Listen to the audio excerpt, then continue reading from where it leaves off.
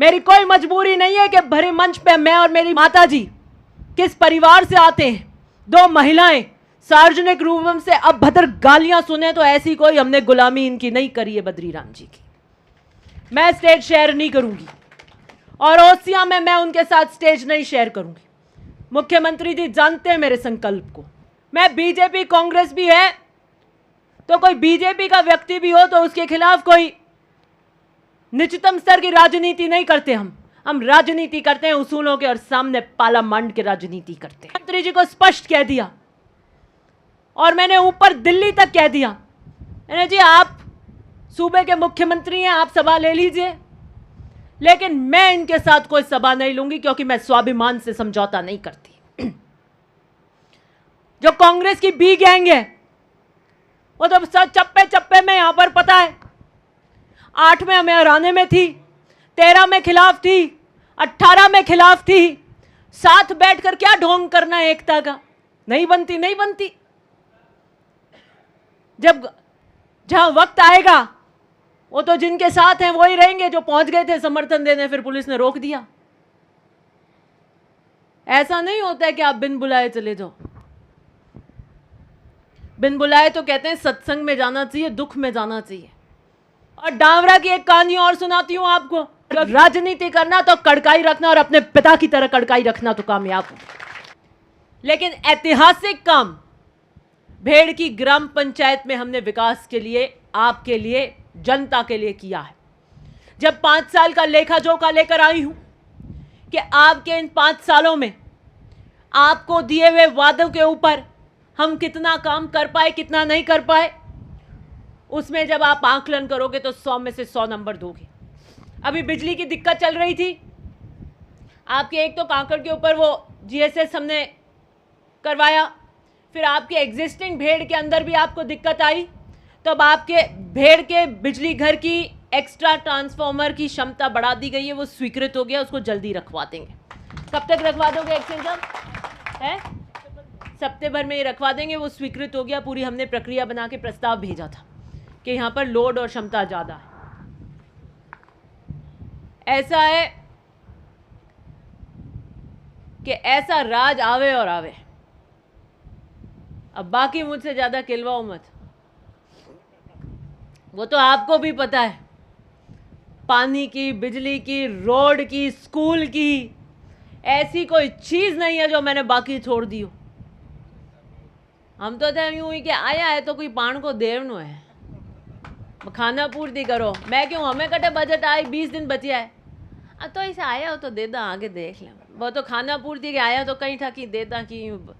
बाकी विकास के संबंध में मैंने आपके कोई काम पीछे नहीं रहे हैं, पूरे काम आपके हो गए। बहुत जल्दी आचार संहिता लगेगी, चुनाव का बिगुल बजेगा और आपके बीच में मैदान के अंदर चुनावी जिनके भी चेहरे होंगे वो जल्द खुल जाएंगे। मंजर ये है, कल मैं शाम को कबड्डी के मैच में गई हुई थी, तो वो तो सबका एक सामूहिक कार्यक्रम था, सब बच्चे आए हुए थे, खेल रहे थे। तो जब कबड्डी का खिलाड़ी दूसरे का पाले में जाता है तो अकेला ही जाता है और सामने वो 4-5 2-2 करके कितनी उसको घेरने की कोशिश करते हैं। तो मैंने अकेली खिलाड़ी हूँ, अकेली जाती हूँ। बीजेपी, आरएलपी, कांग्रेस की एक बी टीम, वो सब एक साथ ही हैं पाले में, एक तरफ कर दिया मैंने उनको, सब भेड़ा कर दिया और अकेली जाती हूँ और कोई हाथ पैर पकड़वाती नहीं हूँ और कोशिश कर करके खप के खप लिए, ताबे नहीं आती मैं। और उसका कारण है कि जनता का साथ जिसके साथ लोकतंत्र में हो उसको पटकनी नहीं दे सकते, उसको नहीं नीचे पटका जा सकता। और जो वोट है वो भावना से आता है। कोई कहता है ये कड़क है, ऐसे करते हैं, तो मैं इनको, राजनीतिक कड़काई से होती है, नरमाई से नहीं होती। ये किसने सिखाई बात? आंख में रंग रखना पड़ता है और कालजा रखना पड़ता है, 100 मन का, फौलाद का सीना रखना पड़ता है। मैं इनका सामने के पाले में क्या हो रहा है देखा आपने? कोई कहीं जा रहा है, कोई कहीं जा रहा है, कोई पता ही नहीं है, कोई कांग्रेस के प्रोग्राम में जा रहा है, कोई बीजेपी वाला कांग्रेस में, कांग्रेस वाला पता नहीं बी टीम बीजेपी में। समझ ही नहीं आ रहा क्या खीर चूरमा पका रहे हो, कहाँ जा रहे हो। इतने अंधे हो गए, भग रहे हैं कि साहब बस अब ऐसा एका करके ढालेंगे दिव्या को। यही भूल गए कि सरेआम एक्सपोज हो रहे हैं। एक कहानी सुनाती हूं आपको। आमंत्रण के अभाव में किसी भी स्वाभिमानी मनुष्य को, व्यक्ति को जाना कोई शेष कर क्रिया नहीं होती है। मान न मान मैं तेरा मेहमान। पार्वती से पहले, पार्वती का बाद में, सती शिव की अर्धांगिनी थी, भगवान शिव की। वो दक्ष की बेटी थी जिनको प्रजापति की उपाधि मिली। तो विष्णु की एक सभा में उनकी और शिव की थोड़ी हो गई। तो एक दिन ऊपर से सब उड़ान खटोले उड़ रहे थे, सब जा रहे थे। तो सती ने शिव से पूछा कि हे देवता, ये सब जा रहे हैं, सब देवता अपने उड़न खटोलों में, क्या हो रहा है आज?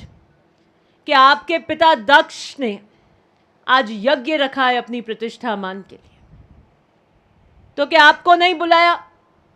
कि नहीं, मेरी विष्णु के सभा में हो गया था, आपके पिता मुझसे बैर या ईर्ष्या रखने लग गए। तो सती ने जिद करी कि मैं तो जाऊं, देखूंगी, मेरी बहनें आई होंगी, बात करूंगी। तो शिव ने कहा कि पिता का ही घर क्यों नहीं हो देवी, आमंत्रण के बिना जाना ठीक नहीं है, उचित नहीं रहेगा। फिर भी सती ने जिद करी और वो गई। जब गई तो वहां कोई आदर सत्कार नहीं हुआ, मान सम्मान नहीं हुआ। और उन्होंने देखा तो उनके पिता ने कहा कि भाई तुमको तो बुलाया ही नहीं था। तो उनको लगा कि शिव कह रहे थे कि बिना बुलावे के जाना नहीं चाहिए।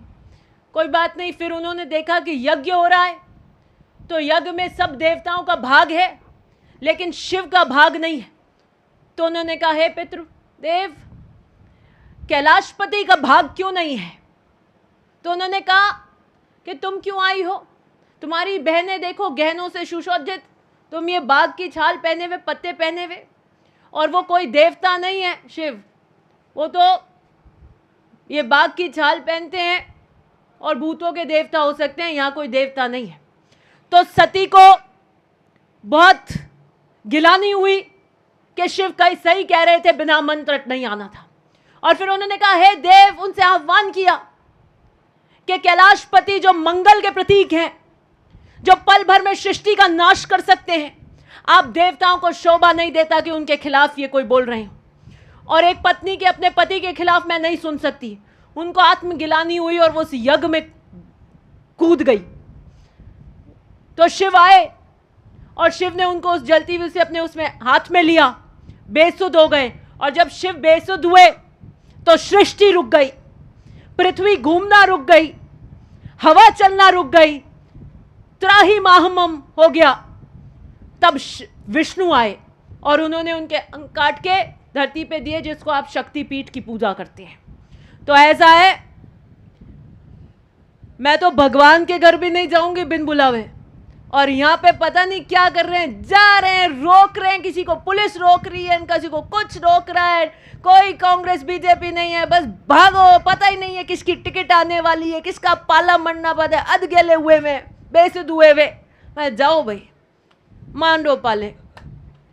फिर जाते हैं बिना आमंत्रण के, फिर सत्कार नहीं होता, फिर बोलते हैं कि हमारा अनादर कर दिया। मतलब जबरदस्ती आते हो, उसको जायज बताओ कि हम आए।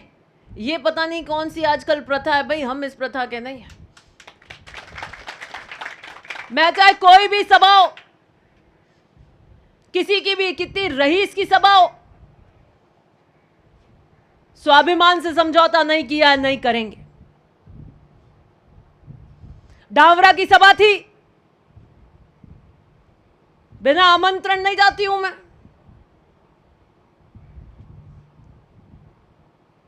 इसलिए स्वाभिमान से समझौता नहीं होता।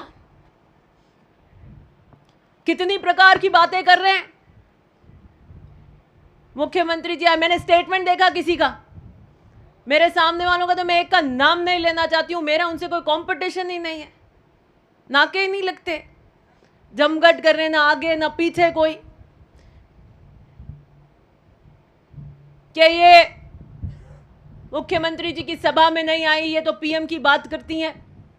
अरे मैं पीएम की सभा में भी नहीं जाऊंगी बिना आमंत्रण के नहीं जाती हूं मैं। और 52 से लेकर आज तक, ये अब 16वीं विधानसभा का चुनाव है, कांग्रेस की नींव है हम, कांग्रेस को मारवाड़ में जमाने का योगदान है हमारा, और मैं अग्नि परीक्षाएं देकर आई हूं। मेरे प्रति कांग्रेस की निष्ठा को कोई प्रश्न चिन्ह नहीं लगा सकता, ना ललकार सकता है।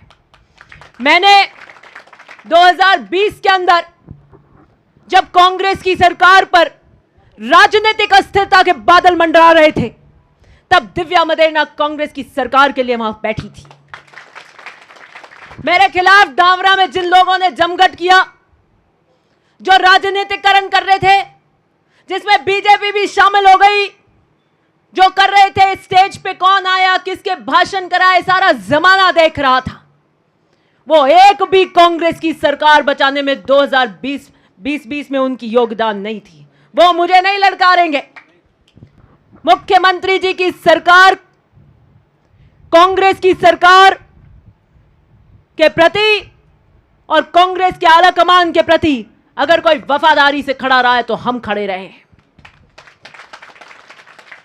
एक विधायक के मुख्यमंत्री से क्या वार्तालाप होती है, वो कोई सार्वजनिक मंच पे नहीं बताई जाती, लेकिन जब इतनी अखबार में छीटाकशी कर रहे हैं तो इतना बता देती हूं कि मुख्यमंत्री जी को मैंने बता दिया जो मुझे बताना था, कि किस तरीके से इस सभा का राजनीतिकरण हुआ है, यह जमावड़ा किस उद्देश्य से किया गया है। रणजीत सिंह जी 32 साल कांग्रेस में रहे, तो मदेरणा साहब का फोटो नहीं लगाया था वहां पर।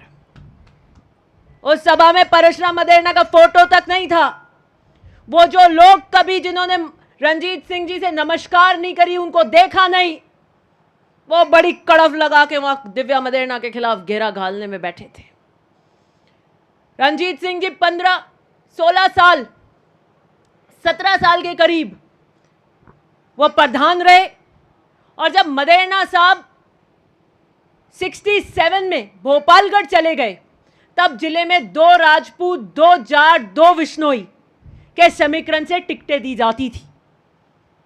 खेत सिंह जी शेरगढ़ और यहां पे रणजीत सिंह जी, पूनम चंद जी, राम सिंह जी, बिल्लाड़ा और भोपालगढ़ 2 जाट, ऐसे पूरे जिले का एक समीकरण बनाया जाता था। नरपत राम जी बड़बड़, पूरे जिले के समीकरण में सारों को बराबर हिस्सेदारी दी जाती थी।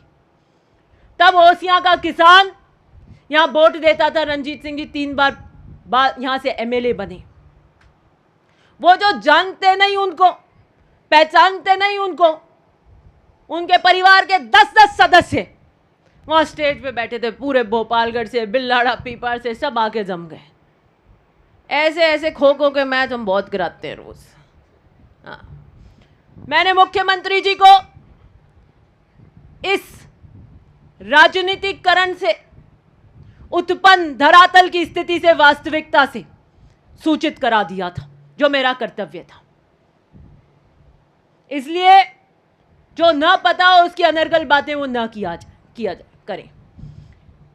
और डावरा की एक कहानी और सुनाती हूं आपको, क्योंकि आप भेड़ की यहां पे बैठे हो, छोर पे लोहाउट की। 1995-96 के अंदर मदेरणा साहब ने, महिपाल जी जिला प्रमुख थे, डावरा भेजा। डावरा भेजकर कहा कि पूरे गांव को एका करके निर्विरोध खोलना और किसान वर्ग में जैसे बात पाई, क्योंकि डावरा में आरएसी लगती थी चुनाव में 2-2 महीने। पूरा गांव एक हुआ और बहुत बड़े सेठ हुआ करते थे, भंवरलाल जी, उनका नाम खोला निर्विरोध। तो रणजीत सिंह जी ने रातों रात चंदन सिंह जी को खड़ा करके पेटी मांड दी। तो साहब ने कहा कोई बात नहीं, तुम्हारे वोट ज्यादा हैं, एकता रखना, सीट निकाल लोगे। 95 वोट से वो चुनाव भंवरलाल जी हार गए और चंदन सिंह जी जीत गए। तो वहीं पे महिपाल मदेरणा जी ने कहा कि तुम्हारे में पोल आ गई, तुम्हारे में कमजोरी आ गई, तुम्हारे पास वोट थे और निकल गए, तुम तुम्हारे भविष्य की अगर निर्णय खुद नहीं ले सकते तो मैं 5 साल डांवरा नहीं आऊंगा। और मेरे पिता 5 साल डांवरा नहीं गए। डांवरा वाले कहते रह गए साहब आइए आइए आइए, गलती हो गई। उन्होंने कहा अपनी गलती सुधारो। मैंने जो बात एक बार कह दी, जो संकल्प ले लिया, उससे हम पीछे नहीं हटते। और डांवरा के आगे गांव में 12 जाते थे तो डांवरा से नहीं निकलते थे, दूसरे पीछे के रास्ते से आते थे। महिपाल मदेना की गाड़ी का चक्का भी डांवरा से नहीं निकला। मैं महिपाल मदेना की बेटी हूं, किसान राजनीति के समीकरण जानती हूं। चाडी से उठ के मदेना साहब गए थे, मतोड़ा में गोलियां चलती थी। धौरों की धरती से निकलकर किसान राजनीति का खूंटा गाड़ा। जिसको अपनी नींव नहीं पता हो वो आते हैं बहकावे में। अब आप देखो, एक कार्यक्रम होता है, एक व्यक्ति आ जाता है, भाजपा के सारे 25 आ जाते हैं कि क्या पता मैं नहीं गया तो मेरी टिकट कट जाएगी, तो सब आके कहीं वो नहीं पहुंच जाए। कंपटीशन है, एक ने खाना दिया तो दूसरा भी देगा, फिर तीसरा भी देगा, फिर चौथा भी देगा। कोई सवामणी करेगा, कोई कुछ करेगा। एक जाके खड़ा हो गया, अरे मेरी टिकट कट जाएगी, वो गाड़ी की 120 स्पीड लगाते जाके खड़े हो जाते। जो कांग्रेस की बी गैंग है वो तो सब चप्पे चप्पे में, यहां पर पता है 8 में हमें हराने में थी, 13 में खिलाफ थी, 18 में खिलाफ थी। साथ बैठकर क्या ढोंग करना है एकता का? नहीं बनती, नहीं बनती। जब जहां वक्त आएगा वो तो जिनके साथ हैं वो ही रहेंगे। जो पहुंच गए थे समर्थन देने, फिर पुलिस ने रोक दिया। ऐसा नहीं होता है कि आप बिन बुलाए चले जाओ। बिन बुलाए तो कहते हैं सत्संग में जाना चाहिए, दुख में जाना चाहिए, ये कायदा है। इसलिए आपको यही बुलावन है कि चुनाव लड़ेंगे मर्दानगी से और मजबूती से। और बहुत गजब की स्थिति है, आपकी इन पंचायतों में तो झाका नहीं लगने वाला है, इतना काम कराया मैंने। कहते हैं किलाबंदी होती है, वो किलाबंदी है यहां पर। इतना गजब का माहौल है। कोई कह रहा है ये कर देंगे तो ऐसा हो जाएगा, और ऐसे कर देंगे तो ऐसा हो जाएगा, ऐसे करके ऐसा करा देंगे तो ऐसा हो जाएगा। ऐसे वैसे से कुछ नहीं होता, जनता सब देखती है। सजग प्राणी एम्पायर के रूप में जनता देख रही है कि क्या कर रहे हैं। कि हमारा एक एमएलए जीता हुआ है, उसका हाथ मरोड़ने के लिए कैसी कैसी कलाएं, कैसी कैसी रचना कर रहे हैं, ये जनता सब देखती है, सबकी आंखें खुली हैं। मैं कभी ओछी राजनीति नहीं करती, मैं कभी किसी के परिवार को तोड़कर करने की घटिया राजनीति नहीं करती। मैं बीजेपी कांग्रेस भी है तो कोई बीजेपी का व्यक्ति भी हो तो उसके खिलाफ कोई निचतम स्तर की राजनीति नहीं करते। हम राजनीति करते हैं उसूलों के, और सामने पार्लियामेंट की राजनीति करते हैं। और जहां तक इस सभा की सवाल है, 2017 के अंदर एक एआईसीसी के ऑब्जर्वर बावड़ी में आ रहे थे, वहां पर इस तरीके की शब्दावली मेरी मम्मी लीलाजी मदेना और मेरे लिए वहां कही गई। उसके बाद तो हमने कह दिया हम इनके साथ कभी जिंदगी में स्टेज शेयर नहीं करने वाले। एमपी का टिकट मिला तो मैंने मुख्यमंत्री जी को स्पष्ट कह दिया, और मैंने ऊपर दिल्ली तक कह दिया, मैंने जी आप सूबे के मुख्यमंत्री हैं, आप सभा ले लीजिए, लेकिन मैं इनके साथ कोई सभा नहीं लूंगी, क्योंकि मैं स्वाभिमान से समझौता नहीं करती। मेरी कोई मजबूरी नहीं है कि भरे मंच पे मैं और मेरी माता जी किस परिवार से आते हैं, 2 महिलाएं सार्वजनिक रूप से अभद्र गालियां सुने, तो ऐसी कोई हमने गुलामी इनकी नहीं करी है बद्रीराम जी की। मैं स्टेज शेयर नहीं करूंगी, और ओसिया में मैं उनके साथ स्टेज नहीं शेयर करूंगी। मुख्यमंत्री जी जानते हैं मेरे संकल्प को, कह रहे हैं वो गिनते नहीं है। ऐसे मत दीजिए भाषण, कहीं पार नहीं लगने वाली। और ये कोई सरकारी कार्यक्रम नहीं था, यह निजी कार्यक्रम था, और यह निजी कार्यक्रम था दिव्या मदेना के खिलाफ जमघट का कार्यक्रम था। मुख्यमंत्री जी तो अब रणजीत सिंह जी कांग्रेसी हैं, उनको बुलाया कांग्रेसी के उद्घाटन में तो वो स्वाभाविक आएंगे, पर उनके पीछे का उद्देश्य क्या था? पहले यूं 4-5 जने लिए, यूं यूं किए, थाने तो फोन नहीं करियो। ए गया 7-8 एक बावड़ियों लिया, घनश्याम सिंह जी डामरा वाला जा रही मूर्ति हमारा बेटा बे जान बड़े आवेदन दिया। आवेदन सिर्फ इसलिए कि अखबार में ये नहीं छप जाए कि ओसिया से कोई आवेदन नहीं हुआ है, सरदारपुरा की तरह जीरो। तो मैंने कहा मने क्या ना, मैं बसा बराबर पर्चा भरा, थारे 1000 खान आवेदन करा देती। ये राजनीति का मैदान है, खेल कबूतरी नहीं हो रहा कि एक पर्चा लिया, भर दिया और जमा करा दिया। खेल कबूतरी नहीं हो रही है, ये राजनीतिक मंच है, राजनीतिक अखाड़ा है। यहां जो परिपक्व है, पारंगत है, वो ही चलता है, नहीं तो पटकनी दी और पटकी, और जनता पटक देती है। और मेरे को बोलने वाले कि कहां जाना चाहिए, कहां जाना चाहिए, यह निर्णय मैं लेती हूं। और मेरे को राजनीति की इतनी समझ और इतनी परिपक्वता है कि मुझे कब कहां रहना चाहिए और कहां बैठना चाहिए और कहां नहीं बैठना चाहिए। राजनीति की परिपक्वता मुझ में थी, इसलिए मैं 2020 में कांग्रेस की सरकार को बचाने के लिए वहां बैठी थी।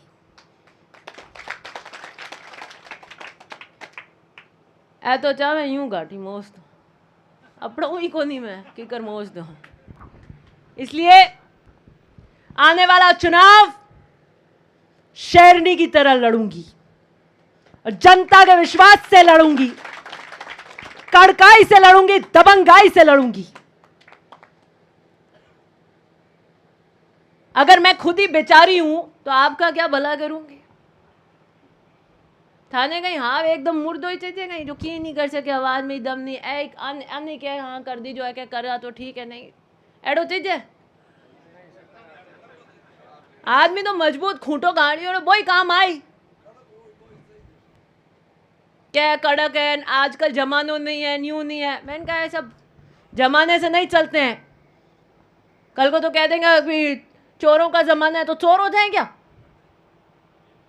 नहीं, बात तो सिद्धांत तो उसूलों की रहेगी। लास्ट बात क्या कि खत्म करती हूं, याद आ गई। चंदलमल जी वैद थे, वित्त मंत्री रहे, मदेरना साहब के बिल्कुल नेहरू टोपी रखते थे। वो सर्किट हाउस में आए जोधपुर में, महिपाल जी को बुलवाया, मदेरना साहब के दोस्त भी थे। उस वक्त महिपाल जी एमएलए बन गए थे और वो मुख्यमंत्री जी अशोक जी की सरकार में वित्त मंत्री बने थे। किसी काम से सर्किट हाउस आए तो मेरे पिता को कहा महिपाल कैसा चल रहा है, कि बढ़िया चल रहा है। उनको राजनीतिक पता थी, पृष्ठभूमि मंजे हुए थे, वो पुराने राजनीति के थे। तो उन्होंने कहा ऐसा है, मैं जहाज का बढ़िया हूं, ठीक है ना। एक चीज क्या कि जा रहा हूं, बांध लेना। व्यवसाय करते हो, धंधा करते हो तो नरमाई रखना। दुकान परचून की गाल रखी है, उधारी देते हो, ये लाया नहीं अब नहीं देंगे, तो वो डूब गए पैसे। वो कैसा, हमार तो 500 ही है, 1000-1500 की उधारी है, कि कोई बात नहीं साहब मैं 500 देते जो हो इज्जत दे दीजिए। देखे क्या मीठा मीठा बोले, ये ग्राहक भी जाते रहे, इन पर ही डूब जाए और दूसरी दुकान ले ले। तो क्या धंधा व्यवसाय करना तो नरमाई रखना, और राजनीति करना तो कड़काई रखना, और अपने पिता की तरह कड़काई रखना तो कामयाब हो।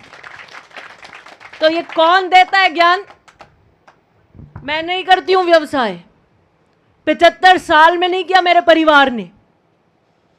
हम राजनीति में आपकी सेवा करते हैं, और राजनीति में वही काम आएगा जो कड़काई रखेगा, और कड़काई रखूंगी महिपाल मदेरना की तरह।